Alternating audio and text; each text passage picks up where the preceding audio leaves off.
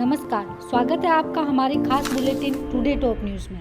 इस खास news bulletin में आपको मिलेगी एक क्लिक में दिन की सभी बड़ी खबरें। आज की बड़ी खबरों में हम आपको बताएंगे कि न मोबाइल न आधार कार्ड, ऐसे में बच्चे कैसे बुक कर पाएंगे वैक्सीन स्लॉट, जाने तरीका। और पंजाब की राजनीति में मची हड़कंप, ये बड़े नेता छोड़ रहे हैं हाथ का साथ। बड़े शहरों में 2 साल के लंबे इंतजार के बाद फिर नए साल के जश्न पर फिरने जा रहा है पानी। सबसे ज्यादा मायूस है यूथ और होटल व्यवसायी। और हम आपको बताएंगे कि गुरदासपुर के MP सनी देओल पर करोड़ों का कर्ज, एक सस्ते से फ्लैट में रहता है सनी का परिवार।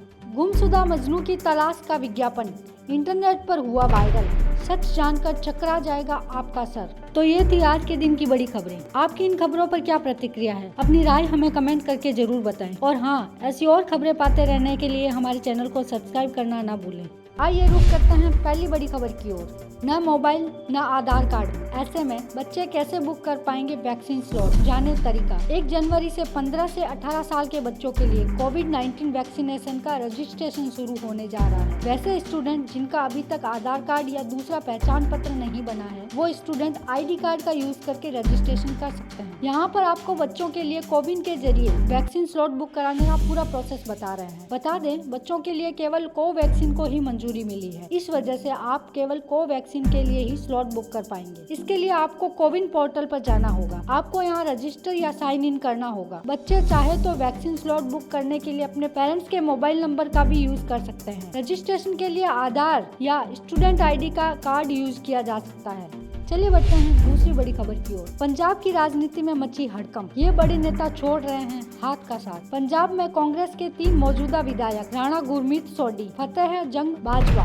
और बलविंदर सिंह लाडी हाथ का साथ छोड़कर बीजेपी का दामन थाम चुके हैं। अब ऐसे में सवाल उठ रहे हैं कि आखिर इन विधायकों ने कैप्टन अमरिंदर सिंह की पंजाब लोक कांग्रेस में शामिल होने की जगह बीजेपी को क्यों चुना। गुरु हरसहाय के मौजूदा कांग्रेस विधायक और पूर्व कैबिनेट मंत्री राणा गुरमीत सिंह सोढी 21 दिसंबर को बीजेपी में शामिल हो गए, जबकि वो कैप्टन अमरिंदर सिंह के वफादार रहे हैं और उनके कैबिनेट में खेल मंत्री थे। कैप्टन के इस्तीफा देने के बाद उन्हें कैबिनेट से हटा दिया गया था। कांग्रेस के दिग्गज नेताओं का इस तरह से साथ छोड़कर जाने को लेकर अलग अलग कयास लगाए जा रहे हैं कि कैप्टन अमरिंदर सिंह भविष्य में अपनी पार्टी PLC का बीजेपी में विलय कर सकते हैं। कैप्टन के विलय की नीति और भविष्य की राजनीति रणनीति का हिस्सा हो सकता है। हालांकि पंजाब लोक कांग्रेस के प्रवक्ता तीर्थ खुल्लर ने इन अटकलों का खंडन किया है और दावा किया है कि ये नेता कैप्टन अमरिंदर सिंह से सलाह लेने के बाद ही बीजेपी में शामिल हुए हैं। पंजाब लोक कांग्रेस द्वारा बताया गया एक और कारण यह है कि गठबंधन में शामिल होने वाले और पारंपरिक बीजेपी के गढ़ वाले निर्वाचन क्षेत्र से चुनाव लड़ने के इच्छुक नेता बीजेपी में शामिल होंगे, तो इससे पार्टी अपने पारंपरिक वोट बैंक को बरकरार रख सकेगी।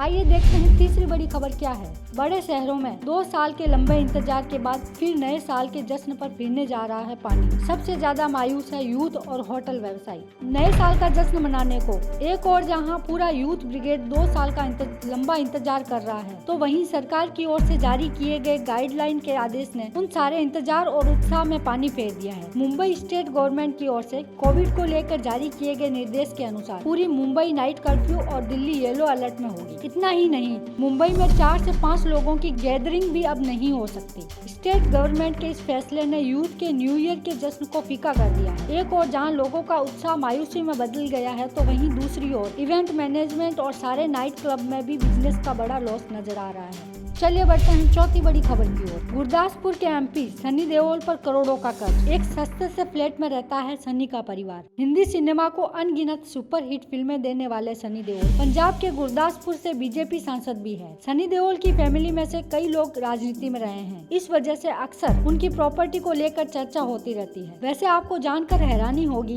कि सनी देओल करोड़ों के कर्ज में डूबे हुए हैं। उनका परिवार सिर्फ 2.5 करोड़ की कीमत के फ्लैट में रह रहा है। आइए जानते हैं सनी देओल के पास कितनी संपत्ति है। जानकारी के मुताबिक सनी के पास कुल 83 करोड़ रुपए की संपत्ति है। दरअसल अपनी संपत्ति का ब्यौरा सनी देओल ने लोकसभा चुनाव के दौरान दिया था, जिसके अनुसार सनी देओल और उनकी पत्नी के पास तकरीबन 53 करोड़ का कर्जा है। इतना ही नहीं, सनी पर करीब 1 करोड़ रुपए का GST भी बकाया बताया जाता है। चुनावी हलफनामे में सनी ने यह भी बताया था कि उनके पास 1.69 करोड़ की कारें हैं, साथ ही उनके पास 1.56 करोड़ की ज्वेलरी भी है। इसके अलावा सनी के पास 21 करोड़ की जमीन जमीन है, एग्रीकल्चर और नॉन एग्रीकल्चर, और मुंबई का एक फ्लैट भी शामिल है। सनी के पास 9 लाख रुपए बैंक अकाउंट में है और 26 लाख कैश है। उनकी पत्नी पूजा के पास 6 करोड़ की संपत्ति है, जिसमें से 19 लाख बैंक में और 16 लाख कैश है। उनके पास 60 करोड़ रुपए की चल संपत्ति और 21 करोड़ रुपए की अचल संपत्ति है। आइए जान लेते हैं 5वीं बड़ी खबर। गुमशुदा मजनू की तलाश का विज्ञापन इंटरनेट पर हुआ वायरल, सच जानकर चकरा जाएगा आपका सर।